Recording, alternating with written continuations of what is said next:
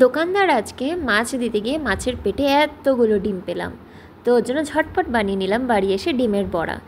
মাছের ডিমটাকে ভালো করে ধুয়ে নিয়ে এর মধ্যে দিয়ে দেবো পেঁয়াজ কুচি, লঙ্কা কুচি আর রসুন কুচি। তোমরা চাইলে সামান্য আদা কুচিও দিতে পারো, আমি আদা ভালো খাই না বলে আদা দিইনি।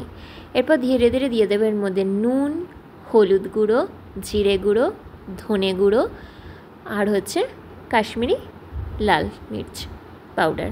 এবার তোমরা নর্মাল লঙ্কার গুঁড়ো কিন্তু এখানে দিতে পারো।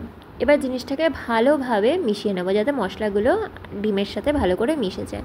তারপর এখানে দিয়ে দেবো 2 থেকে 3 চামচ বেসন। এবার তোমাদের যদি মনে হয় আরেকটু বেসন দিতে হবে বা আরেকটু কম দিতে হবে, তোমরা সেই আন্দাজে বেসনের পরিমাণটাকে অ্যাডজাস্ট করে নিও।